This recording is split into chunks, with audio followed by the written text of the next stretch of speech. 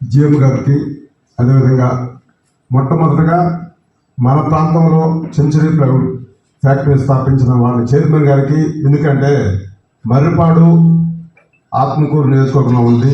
అదేవిధంగా బద్వేలి ఆత్మకూరు నియోజకవర్గానికి మా ఊరికి 25 కిలోమీటర్స్లో ఉన్నాం. ఎందుకంటే గత 20 సంవత్సరాల నుంచి 30 సంవత్సరాల నుంచి మేము కూడా జామాకు సాగు చేసుకునే రైతుగా, అదేవిధంగా ఈ ప్రాంతం మీద రైతు పట్ల అవగాహన ఉండే వ్యక్తిగా ఫస్ట్ సెంచరీ ప్లైవుడ్ ఈ ప్రాంతంలో పెట్టిన దానికి ప్రత్యేకంగా సెంచరీ ప్లైవుడ్ చైర్మన్ గారికి, వారి ఎంప్లాయీస్కు ప్రత్యేక ధన్యవాదాలు. ఎందుకంటే ఇప్పుడే సార్ ఉత్తమ్ కుమార్ రెడ్డి గారు మాట్లాడారు చాలా విషయాలు, అదేవిధంగా జిఎం గారు కూడా మాట్లాడారు, తర్వాత సెక్యూరిటీ ఆఫీసర్ రాము సార్ కూడా మాట్లాడారు. ఏంటంటే ఇది రైతుకి చాలా కష్టంతో కూడిన వ్యవసాయం. ఎందుకంటే 1,000 మొక్కలు 1,000 టన్నులు రావాలని మన సెక్యూరిటీ ఆఫీసర్ గారు ఇక్కడ నినాదం పెట్టారు. అది చాలా మంచి రైతు, ప్రతి రైతు జామాలు వేసుకునేటప్పుడు మొట్టమొదటిగా మనం మంచిగా ఉత్పత్తి చేసి మంచి ధర పొంది మా పిల్లలు, మా కుటుంబం ఆర్థికంగా ఎంతో బాగుపడాలనే ఉద్దేశంతో నాటుకుంటారు. కానీ ఇక్కడ వాతావరణ పరిస్థితులు చాలా విభిన్నంగా ఉన్నాయి.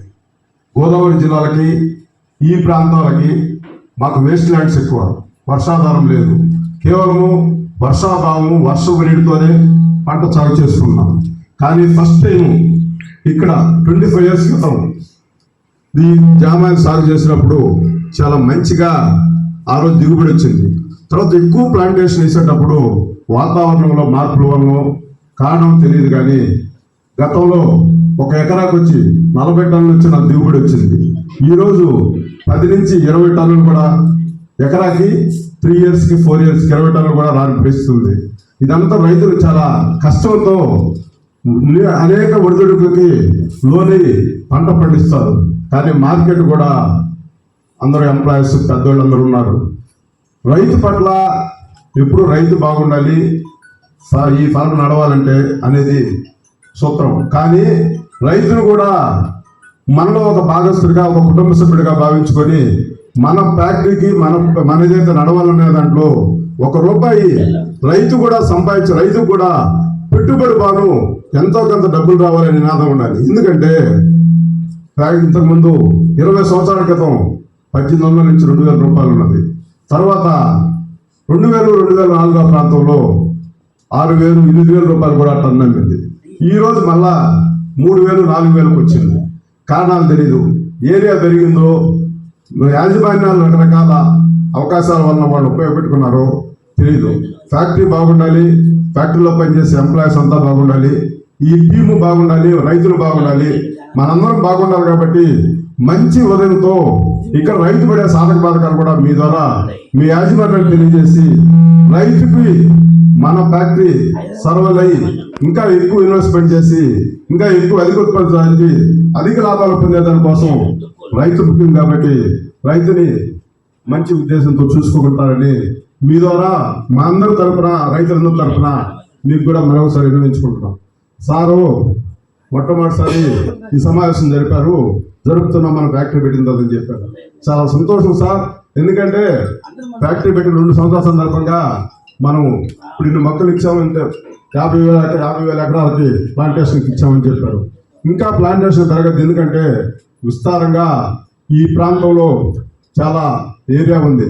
ఇంకా మీ సహకారం ఉండి కొద్దిగా ఇన్వెస్ట్మెంట్ చేసే బాధ్యత, లాభాలే కాకుండా ఇన్వెస్ట్మెంట్ చేసినప్పుడు ఎక్కువ మంది రైతులకు కూడా ఉపయోగం ఉంటుంది. ఇంకా మీరు మనకు వచ్చే ఫ్యాక్టరీ పరంగా వచ్చే సిపిఆర్ నిధులు కానీ, మన ప్రాంతాల్లో ఉండే ఎక్కడెక్కడైతే మన ఈ జామాల రైతులు ఉన్నాయో వాళ్ళ పిల్లలకు సంబంధించి స్కూల్స్ తరఫున కానీ ఏవేవైతే చేయొచ్చో అవి కూడా మన యాజమాన్యం తరఫున మాట్లాడి సంవత్సరం మనకు వచ్చే డెవలపింగ్ నిధిలో సిపిఆర్ నిధులు కూడా వెచ్చించి మన ప్రాంత రైతుల కోరిక మేరకు ఆ నిధులు కూడా ఉపయోగపెట్టి అక్కడ సర్వీస్ చేసి రైతులు ఇంటాక్ట్ అయితే చాలా మంచిదని నా సలహా సార్. జస్ట్ నేను సూచన మాత్రమే. మన అవకాశాన్ని బట్టి మన పెద్దలు కూడా తెలియజేసి అవి కూడా చేయాలి. మనం ఇటువంటి కార్యక్రమాలు ఇంకా ముందు ఎక్కువ జరుపుకుంటాం. ఎందుకంటే చాలా మంది వేస్తున్నారు సార్, ఇంకా వేసేదానికి ఉత్సాహంగా ఉన్నారు. మన ఫ్యాక్టరీ మా ఏరియాలో ఫ్యాక్టరీ పెట్టాలనేది కూడా రైతుల్లో ఎక్కువగా ఉంది.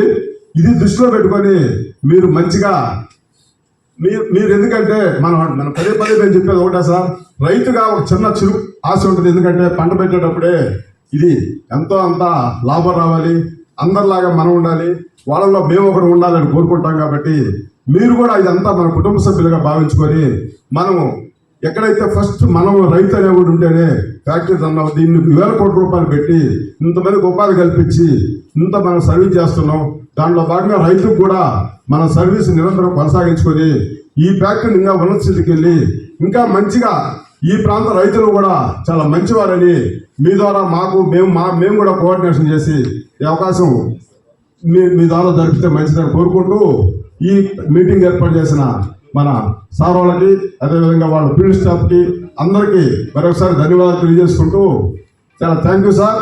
ఎందుకంటే మొట్టమొదటిసారి మమ్మల్ని పిలిచి మన ఫ్యాక్టరీ విజిట్ చేయించి చూపించిన ప్రత్యేక ధన్యవాదాలు సార్.